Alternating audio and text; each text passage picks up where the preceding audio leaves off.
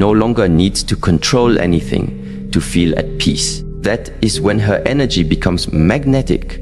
Pause for a moment. Think about what it means to walk into a room and bring calm instead of chaos, to hear a hurtful comment and not respond from the wound but from the wisdom, to let go of what doesn't nourish your spirit, not because you're cold but because you're clear. This kind of strength doesn't shout. It doesn't demand recognition. It simply is. The world often teaches women to be everything: loud, available, reactive, desirable. But the deeper truth is this: a smart woman becomes magnetic not through noise, but through her ability to remain centered when everything else is off balance. She does not shrink, nor does she seek approval. She returns to her breath. She returns to her boundaries. She returns to herself. There is a silent discipline that defines the strength of a woman who is self-aware. Not the kind of strength that pushes against the world with loud declarations, but the kind that holds its ground with quiet certainty. You can see it in her presence. She does not need to prove her worth or overextend her heart to be validated. She moves through the world with the understanding that her energy is not something to be scattered. It is to be guarded, directed, and honored. To guard your energy is to live intentionally. It means that you do not allow every passing emotion, every random conversation, or every chaotic person to find shelter inside your spirit, because not every connection is nourishment. Some are leaks. Some people are not offering companionship. They are feeding off your calm because they haven't cultivated their own. The moment you begin to treat your emotional presence like a sacred space, your life changes. Not at instantly, but steadily, like a tree growing quietly beneath the surface until one day it breaks through the soil with undeniable strength. One woman shared a story of how she used to enter every room trying to fix the emotional temperature. If someone was upset, she'd try to soothe them. If there was tension, she'd absorb it just to maintain harmony. Over time, she became exhausted, not because of the weight of life, but because of the weight of other people's unprocessed emotions. Her nervous system, she realized, was constantly in alert mode. She had mistaken sensitivity for responsibility. When she finally began to pull back, not with coldness, but with clarity, she noticed something profound. The world didn't collapse. People adjusted. Her peace returned, and she began to understand that real love does not require depletion. Neuroscience reveals something important here. Our brains are wired with mirror neurons, which cause us to reflect and absorb the emotional states of those around us. This means that who you spend time with is not just a social choice. It's a biological influence. If you are surrounded by people who operate from fear, anger, or neediness, your emotional system begins to mirror that frequency. But when you place yourself in environments of steadiness, kindness, and authenticity, your nervous system responds with regulation. That calm you feel around certain people isn't imaginary.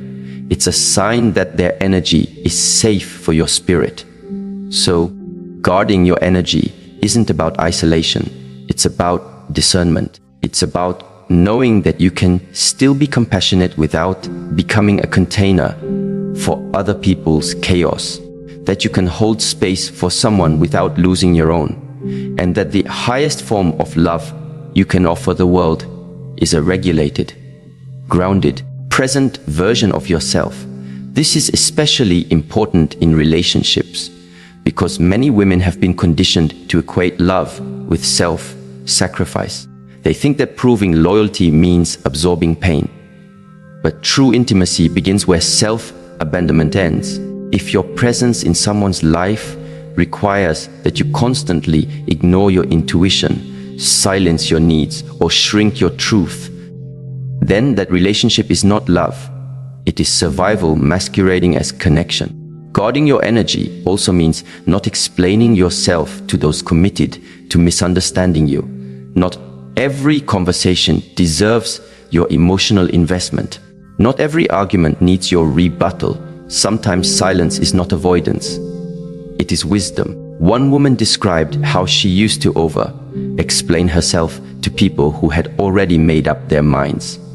She would spend hours crafting texts, rehearsing phone calls, trying to win back their understanding. It left her drained and hollow. When she finally stopped chasing clarity from those who thrived on confusion, she reclaimed her dignity. Her energy was no longer scattered. It became focused, purposeful, and aligned with her values. This principle applies just as deeply to the digital spaces we inhabit. Social media is a powerful amplifier of energy. The content you consume, the people you follow, the messages you internalize, all of these shape your emotional atmosphere. If you constantly expose yourself to comparison, outrage, and distraction, you are training your mind to remain unsettled. But if you curate your intake, just like you curate your relationships, you create a digital sanctuary that supports your evolution. You do not owe your attention to anyone or anything that drains your light. There is an old proverb that says, when you walk with the wise, you become wise, but when you walk with fools, you suffer harm. This isn't just moral teaching, it's emotional truth. Smart women recognize this. They know that it is not cruel to walk away from what harms your peace. It is sacred, because peace is not passive. Peace is an act of courage. It takes strength to choose softness in a world that rewards hardness. It takes maturity to say no, not just to others, but to your own old patterns that once kept you safe but no longer serve your becoming. Guarding your energy also means honoring the seasons of your life. You do not have to be accessible all the time. You are not here to be emotionally available to everyone. There will be seasons where you need to go inward, to recalibrate, to mourn, to rest. These are not empty seasons, they are preparation. The same way soil needs to lie fallow before it produces again. You too need to protect the seasons of stillness in your journey. A woman who respects her inner rhythm does not fear missing out. She knows that what is meant for her does not require burnout to receive. And so, the first rule is simple but profound. Guard your energy as you guard your heart.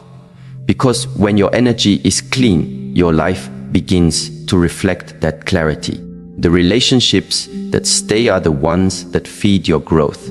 The situations that leave reveal what was never meant to stay. And your own self, no longer fragmented, returns home to itself. There is another quiet rule that wise women live by: speak less, observe more. Not because they have nothing to say, but because they've learned that most truths are revealed in silence. Words are powerful, but not all are necessary. In the rush to be heard, to defend, to clarify, something is often lost: presence. Smart women do not waste their words trying to convince others of who they are. They know that character is revealed not through explanations, but through consistency. They trust in the power of silence, because silence teaches you to see. It teaches you to read what is unspoken. In relationships, this becomes a superpower. While others are talking over each other, trying to be right, trying to win, the woman who observes can see what most miss: how someone reacts under pressure, how they speak about others, how they respond when their ego is challenged.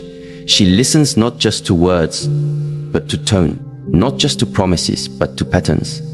There is a deep spiritual clarity that emerges when you begin to value observation over reaction. You become less impulsive, more grounded. You realize that most people reveal everything you need to know if you're just patient enough to let them talk. A woman once said, "When I stopped trying to be understood, I started to understand." That's the transformation. When you become less reactive, the truth starts to surface, often quietly, like the first light of dawn. From a psychological standpoint, The ability to pause and observe is rooted in executive functioning. This is the part of the brain, the prefrontal cortex, that allows us to manage impulse, regulate emotion, and make decisions aligned with long-term values. When you speak less and observe more, you activate this part of your brain. You create space between stimulus and response. And in that space lies your freedom.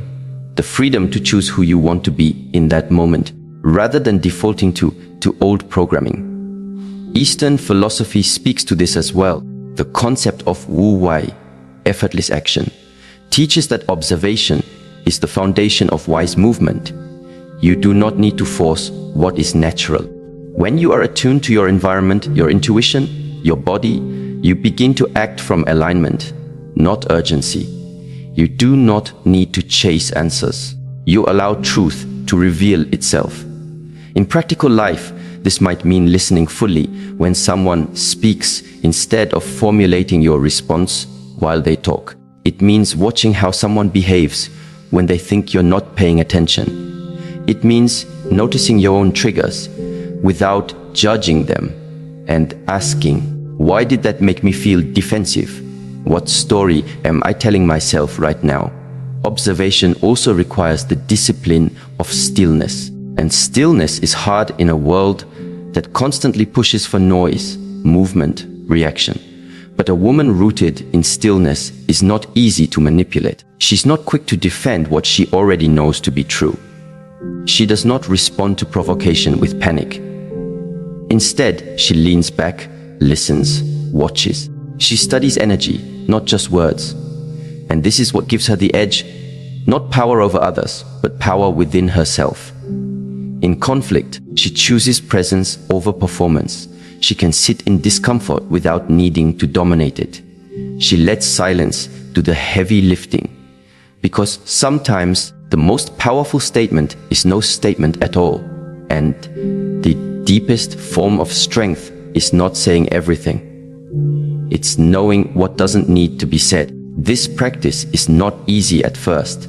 If you've been conditioned to seek validation through conversation or to rescue relationships through over-communication, the silence can feel threatening. But over time, it becomes comforting.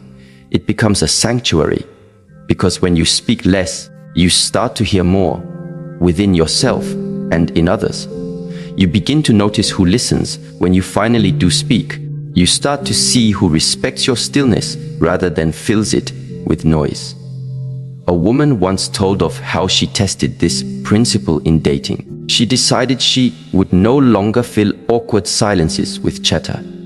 She would allow the man to lead the conversation, to reveal his values, to show his intentions. And what she found surprised her. Some men withdrew. They were uncomfortable with the lack of validation. Others leaned in, intrigued by her calm. But the most important result was not about the men, it was about her. She felt empowered. She felt in control of her space. She felt free. To speak less and observe more is not about silence for silence's sake. It is about creating space for awareness. And from that awareness comes wisdom. The kind that doesn't need to argue. The kind that doesn't need to explain. The kind that simply knows. And in knowing becomes immovable. Because when you truly observe, not just with your eyes, but with your soul, you begin to see the truth about people, about situations, about yourself. And in that truth, there is power. Quiet, steady, unshakable power. The kind that doesn't need attention. Because it already has presence. There is a subtle transformation that takes place in a woman's life the moment she shifts from seeking to aligning. It doesn't happen all at once. It begins with a quiet awakening, often born out of exhaustion. The exhaustion of chasing people who don't see her, of trying to impress those who only value her when she's bending, of pouring effort into places where her presence is only acknowledged when it's convenient. And in that quiet turning point, she starts to ask herself a more powerful question. What if I stop chasing and start aligning? Alignment is different from ambition. It's not driven by the need to prove. It's rooted in clarity. You are no longer acting from the fear of being alone, but from the knowing that being alone is not the worst thing. Being disconnected from yourself is. Alignment means your choices begin to reflect your values, not your wounds. It means your yes is honest and your no is clear. You are no longer available for emotional transactions that cost you your peace. You stop responding out of fear and start moving from trust, not trust in others, but trust in your own path. Many women spend years chasing attention, affection, and recognition, believing that if they just give more, please more, prove more, they will finally be chosen. But the truth is, what is truly meant for you will never require you to chase it down. It will come as a result of your alignment. A woman who is aligned with her truth becomes a magnet, not a pursuer. She doesn't run after what's running away. She plants herself deeply, like a tree that knows the rain will come in its season. She understands that desperation distorts discernment. This is not just spiritual wisdom, it's also neurological truth. When you are in a constant state of chasing, your sympathetic nervous system is activated. This is the stress response. Your body is flooded with cortisol, your heart rate increases, and your mind becomes focused on threat and lack. You begin to overanalyze, to cling, to panic. You start interpreting silence as rejection, boundaries as abandonment, and distance as punishment. But when you begin to align, your parasympathetic nervous system activates. Your body relaxes, your breathing slows, and your mind gains clarity. In that state, you don't chase, you choose. You respond with presence, not panic. There's a story of a woman who used to find herself always falling for emotionally unavailable men. She thought her love would unlock them, heal them, change them. Each relationship followed the same cycle. She would give, and they would withdraw. One day, she sat down and wrote a list, not of what she wanted in a man, but of who she was becoming. She realized she was chasing emotional depth in others that she had not fully cultivated in herself. So she began the work, not of finding love, but of becoming it. She focused on healing the parts of her that equated intensity with intimacy. Slowly, the men she attracted began to change, not because they changed, but because her energy no longer called in what was misaligned. She stopped chasing emotionally distant men because she was no longer emotionally distant from herself. To live in alignment is to make peace with your own timing. It is to release the need to be seen in every moment and to instead focus on becoming someone worth being seen. Alignment does not guarantee that you will not face disappointment, but it ensures that your disappointment will not break you, because you are not acting from emptiness. You are acting from essence. You are no longer performing to be loved. You are living to be whole. And in relationships, this becomes the anchor. A woman in alignment does not settle for almost love. She does not confuse emotional highs and lows with chemistry. She is not swayed by potential. She chooses partnership with those who already live in integrity because she herself walks in integrity. And even if she walks alone for a time, she does so with dignity, not desperation. Her solitude is not a void. It is a sanctuary. She would rather wait in stillness than rush into sorrow. There is a quiet power in knowing that you do not need to hustle for your worth. That your presence, when aligned, is already enough, and that the right people will feel it, not because you demanded it, but because you lived it. From this place of alignment comes another deeper practice, cultivating emotional precision. It is not enough to feel deeply. One must learn to feel clearly. Many confuse intensity for depth, but emotion without awareness is chaos. Precision in emotion means you not only feel, you understand what you're feeling, where it's coming from, and what it's asking you to address. This kind of emotional intelligence is not taught in schools, but it is one of the most essential life skills, especially in relationships. When you lack emotional precision, you project your past onto your present. You think your partner is ignoring you, when really, they're just tired. You interpret someone's boundary as rejection because you have not healed your fear of abandonment. You mistake anxiety for intuition because you haven't learned to distinguish your triggers from your truth. Emotional precision starts with awareness, the ability to pause and name your emotion before reacting to it. Neuroscience supports this. Studies show that simply naming an emotion, saying, "I feel angry," or "I feel ashamed," activates the prefrontal cortex and reduces activity in the amygdala, which is responsible for fear and impulsive response. In other words, by naming the emotion, you gain control over it. You move from reaction to response. One woman reflected on how she used to respond to conflict with anger. Not because she was truly angry, but because it was the only emotion she had permission to feel. Sadness, fear, confusion. Those were emotions she had been taught to suppress. As she began her healing work, she realized that beneath her anger was often hurt, and beneath the hurt was a deep longing to be seen.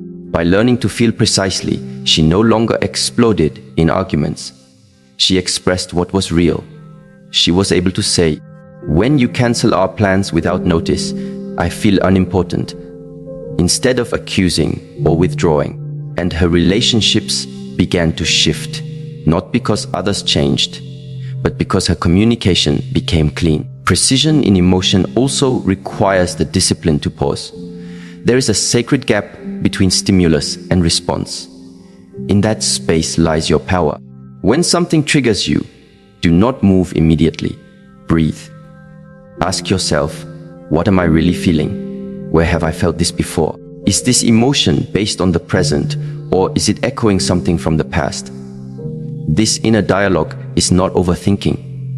It is the beginning of mastery. Eastern traditions teach that emotions are not enemies to be suppressed, but energies to be observed. They are messengers, not threats. When you are sad, your body is asking for release. When you are anxious, your mind is seeking safety. When you are angry, your boundaries may have been crossed. The more precise you become in reading these signals, the more gracefully you move through life. You no longer need others to fix your feelings because you know how to listen to them. This kind of emotional discipline transforms relationships. It creates a space of safety, not only for yourself, but for others. People feel safer around you not because you are emotionless, but because you are emotionally responsible. You don't make others carry what you haven't processed. You don't punish people for wounds they didn't create. You don't confuse love with control. You love with awareness, not with agenda. There is a story of an older woman who, after decades of emotional turbulence, learned to regulate herself. She said, "In my younger years, I wanted someone to calm me down. Now, I've learned to calm myself. That is the most romantic thing I've ever done for myself." Her story reveals something profound. Emotional precision is not just a skill. It is an act of self-respect. It is not about perfection. You will still be triggered. You will still have moments of overwhelm. But the difference is, you begin to recognize it. You begin to name it. You begin to respond with intention rather than react with pain. And over time, your inner world becomes a place of clarity instead of confusion. So when you love someone, don't just give them your heart. Give them your clarity. Learn to say what you feel, why you feel it, and what you need. Not in demand, but in dignity. This is not emotional dependence. It is emotional maturity. It's what builds trust. It's what creates intimacy. Not just physical closeness, but emotional safety. When a woman becomes emotionally precise, she no longer fears her feelings. She respects them. And in doing so, she teaches others how to love her with the same precision. Because when you know yourself, you don't need to be rescued. You just need to be met. And those who are capable of meeting you will rise to that level. Not because you chased them there, but because you aligned yourself so fully that anything less would be unrecognizable. Letting go of someone you still love is among the most difficult acts a woman can face. It pulls on every thread of attachment, memory, and hope. It forces a confrontation, not only with what was, but with what could have been. The mind replays what went wrong, where it could have been different, how one more conversation might have changed everything. But underneath all that noise, there's another truth waiting, quiet, steady, and liberating. Letting go is not about weakness, nor is it about giving up. It's about choosing dignity over desperation. It's about realizing that love alone is not enough if it requires you to betray yourself. The heart can still love someone who no longer respects you. It can still crave someone who brings more confusion than clarity. But the wiser part of you, the part that has grown through pain, knows that continuing to hold on to a one-sided bond is not devotion, it's self-abandonment. There is no nobility in staying in places that continually diminish your light. There is no strength in holding on to people who have already let go of you in their behavior, even if not in their words. Emotional bonds, especially romantic ones, are fueled by neurotransmitters like oxytocin and dopamine. These chemicals don't always respond to logic. That's why even when you know a person is not good for your well-being, your body can still ache for them. The release of oxytocin, particularly through physical touch, shared routines, and emotional vulnerability, creates a neural loop that makes detaching feel like withdrawal. It's not unlike breaking an addiction. That's why the first step isn't just physical distance, it's internal realignment. One woman described her journey through this process. She had been in a relationship with a man who was hot and cold, loving one day, distant the next. She excused the inconsistency as emotional complexity. She mistook pain for depth. But the truth was, she was more invested in the potential of the relationship than in the reality of it. Over time, the relationship began to erode her self-worth. She felt anxious more than loved. She found herself explaining, proving, waiting. And then, one evening after another broken promise, something shifted. Not in rage, but in clarity. She stood in front of the mirror and asked herself, what am I protecting? This love or my fear of losing it? That question began her path to letting go. Not with bitterness, but with quiet resolve.